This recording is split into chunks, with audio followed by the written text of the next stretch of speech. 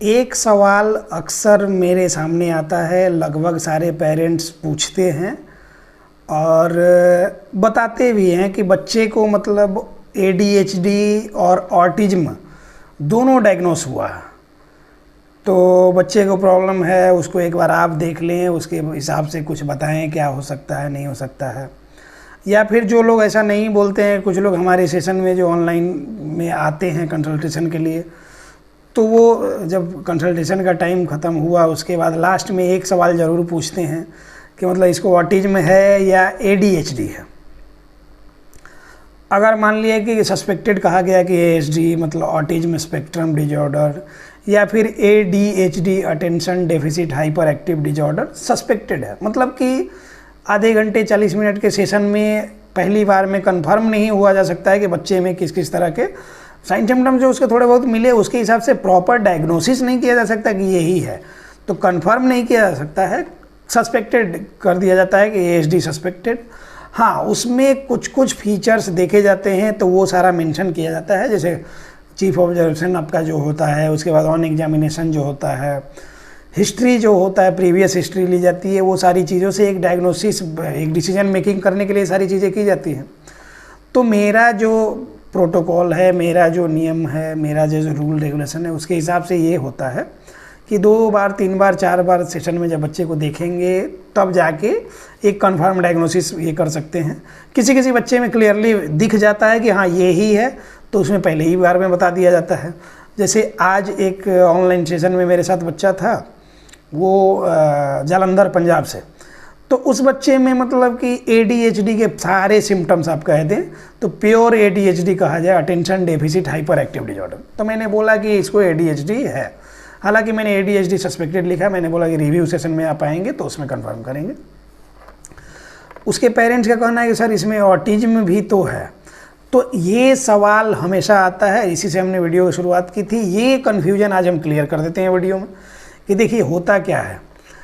हम हमेशा बोलते हैं कि ऑटिज्म एंड एसोसिएटेड प्रॉब्लम्स, कभी भी मैंने ऑटिज्म स्पेक्ट्रम डिजॉर्डर और एसोसिएटेड प्रॉब्लम्स कहा है, कभी भी अलग नहीं किया है इसको। ऑटिज्म एंड एसोसिएटेड प्रॉब्लम्स जो बोला जाता है टर्म, ये जो एक सेंटेंस बोला जाता है, इसका मतलब कि ऑटिज्म कंफर्म नहीं है जो आप मान रहे हैं कि ये ऑटिज्म है। जैसे आप लोग को लगता है कि आपने बच्चा आई कांटेक्ट प्रॉपर नहीं कर रहा है तो ऑटिज्म है, टो वर्किंग कर रहा है तो ऑटिज्म है, किसी से बात नहीं कर रहा है तो ऑटिज्म है, जैसे ये सब चीज़ें आपको लगती हैं, तो इनसे अलग भी चीज़ें हो सकती हैं। इसलिए हम हमेशा कहते हैं कि ऑटिज्म एंड एसोसिएटेड प्रॉब्लम्स, मतलब कि उसमें sensory processing disorder, social communication की problem, global developmental delay, down syndrome भी होता है, सेरिब्रल पाल्सी का भी कुछ कंडीशन मिलेगा, डिसलेक्सिया का केस मिलेगा, डीएसएल जो डिलेड स्पीच एंड लैंग्वेज का केस मिलेगा। तो ये सारे case, ADD attention deficit disorder जो जिसका क्लासिकल टर्म एडीएचडी होता है, तो ये सारी चीज़ें ये एसोसिएटेड प्रॉब्लम्स है एक दूसरे से रिलेटेड।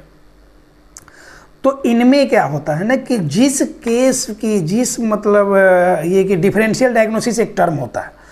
आपने लगा कि ऑटिज्म है, किसी को लगा कि एडीएचडी है, आप हमारे पास आते हैं ताकि आपको क्लियर हो कि है क्या, इसका ट्रीटमेंट क्या क्या चलेगा, थेरेपी प्रोटोकॉल क्या क्या चलेगा।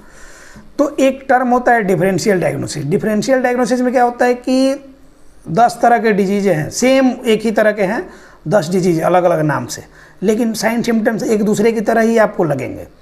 तो आप डिफरेंशिएट नहीं कर पाएंगे क्योंकि इस फील्ड के लिए आप लेमैन हैं। उसके लिए कोई एक्सपर्ट ये करेंगे जिन्होंने ये सारी पढ़ाई करी है, उसके बाद प्रैक्टिकल में अपना देखा है, अपने लाइफ के एक्सपीरियंस के हिसाब से देखा है। तो ऑटिज्म स्पेक्ट्रम डिजॉर्डर एक चीज़, एडीएचडी दूसरी चीज़, ग्लोबल डेवलपमेंटल डिले तीसरी चीज़, और सेंसरी प्रोसेसिंग डिजॉर्डर जो बोलते हैं वो ऑटिज्म में भी मिलता है, एडीएचडी के केस में मिलता है। तो ये 3-4 चीज़ें जो मैंने बताई, तो ये चारों चीज़ें एक दूसरे से भिन्न कैसे हैं, अलग कैसे हैं, ये डिफरेंस कौन करेगा। तो इसमें डिफरेंस जो इसके एक्सपर्ट होंगे वही करेंगे, तब वो आपको बता पाएंगे कि सही में इसमें प्रॉब्लम क्या है एक्चुअली। तो उसको बोलते हैं डिफरेंशियल डायग्नोसिस। तो जब तक डिफरेंशियल डायग्नोसिस नहीं पता होगा, और आप लोग कहते हैं कि हम कैसे पता लगाएं कि ऑटिज्म है कि एडीएचडी, तो आपको पता नहीं लगेगा। तो डिफरेंशियल डायग्नोसिस ज़रूरी है। डिफरेंशियल डायग्नोसिस के लिए पढ़ाई करना पड़ता है, उसके लिए 8 साल 10 साल तक पढ़ना होता है लगभग सारे डिजीजेज पे।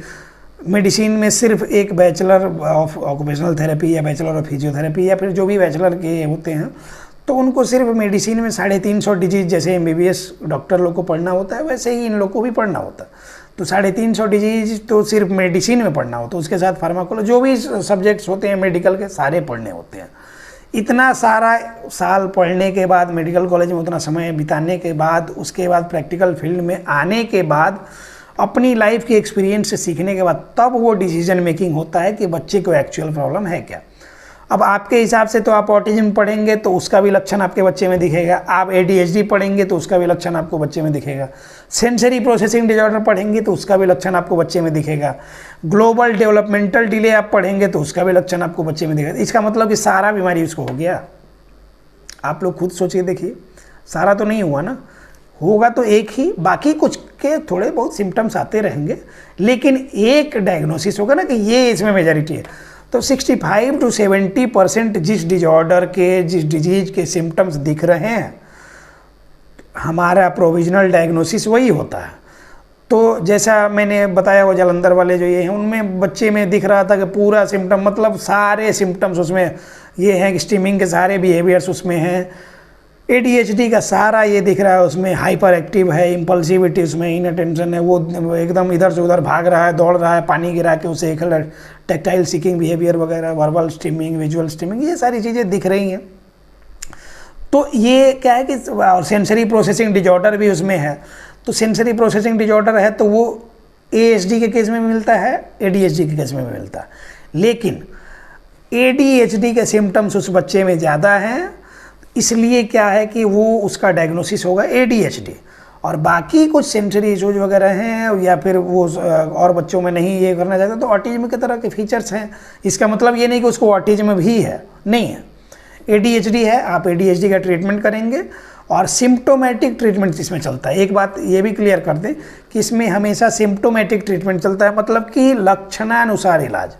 जो बच्चे में लक्षण दिखेगा, बच्चा हाइपर एक्टिव है, सिटिंग इनटॉलरेंस है, रेस्टलेसनेस है, हेयर कट और नेल कट नहीं कराता है, तो अब आप उसके हिसाब से काम करेंगे कि हाइपर एक्टिविटी है, रेस्टलेसनेस और सिटिंग इंटॉलरेंस है, मतलब कि वो बैठता नहीं है, तो उसको बैठाने के लिए ध्यान देंगे कि उसकी सिटिंग टॉलरेंस इंप्रूव करेंगे।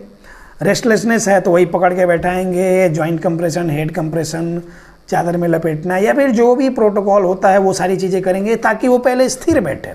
स्थिर बैठेगा तब हमारी बातों को समझेगा, तब हमारा कमांड फॉलोइंग लेगा, तब उसकी अंडरस्टैंडिंग डेवलप करेगी। सराउंडिंग की चीज़ों को जब समझने लगेगा, 2,500 से 3,000 4,000 वर्ड्स जब सराउंडिंग के सीखेगा, तब एक मीनिंगफुल स्पीच उसका होगा। फिर उसके बाद उसको कम्युनिकेशन में ले आना होता है, कम्युनिकेशन प्रॉपर डेवलप करने के लिए बहुत सारा ये करना पड़ता है, तब जाके एक रिहैब का प्रोटोकॉल पूरा होता है।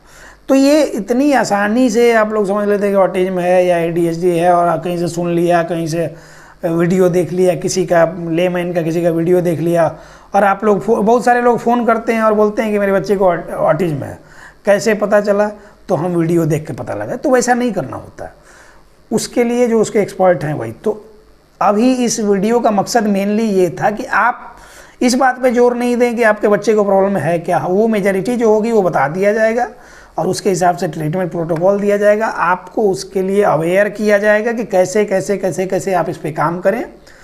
और पेरेंटिंग का होना ज़रूरी है, प्रॉपर पेरेंटिंग हर बच्चे में ज़रूरी है, सोशल इंटरेक्शन इम्प्रूव करना हर बच्चे में ज़रूरी है, क्योंकि अभी न्यूक्लियर फैमिली की वजह से प्रॉब्लम तो बच्चों में हो रही है। तो इन सब बातों पे जब आप ध्यान देंगे तब क्या होगा कि आपका बच्चा धीरे धीरे इम्प्रूव करते जाएगा। और आप वो सर्टिफिकेट की कौन सा ग्रेड है कौन सा ग्रेड नहीं है, वो सर्टिफिकेट लेने से ज़्यादा बच्चे पे काम करने पे अगर ध्यान दें तो क्या होगा कि आपका बच्चा ठीक हो सकता है। और ऑटिज्म क्योरेबल है, ग्रेड पे डिपेंड करता है, फैमिलियल कोऑपरेशन पे डिपेंड करता है, किस माहौल में आप रह रहे हैं, किस तरह की सोसाइटी में आप रह रहे हैं, कितना वो बच्चे के लिए सिंसियर हैं पेरेंट्स, इन सब बातों पर डिपेंड करता है। वो रिकवरी का फेज लेट सेट तो हो ही जाएगा, सारे बच्चे रिकवर, लेकिन वही है कि अब उसका ये है कि समय जैसे जैसे निकलते जाएगा, एक्सपेक्टेशन बढ़ते जाएगी, एज बढ़ेगी, आपकी एक्सपेक्टेशन बढ़ेगी, इतने एज का हो गया फिर भी नहीं सुधर रहा, फिर भी नहीं समझ रहा है, फिर भी नहीं बोल रहा है, तो ये प्रॉब्लम होती है। तो इसलिए हम कहते हैं कि पहले से आप अवेयर होइए, be aware, be positive, autism is curable. और मिशन ऑटिज्म फ्री इंडिया में आप सबके सहयोग की ज़रूरत है। जिन लोगों को भी हमसे जुड़ना है, यहाँ स्क्रीन पे ये नंबर दिया गया है, आप इस पे बात कर सकते हैं 2 PM to 4 PM में। और ये व्हाट्सएप वाला जो हमारा नंबर है, इस पे आप मैसेज करके प्रोटोकॉल जान सकते हैं। आप हमारे साथ ऑनलाइन सेशन में जुड़ सकते हैं देश दुनिया के किसी भी कोने से। इन्हीं सब बातों के साथ ये टॉपिक क्लोज करते हैं। मिलते हैं किसी नेक्स्ट टॉपिक में। धन्यवाद।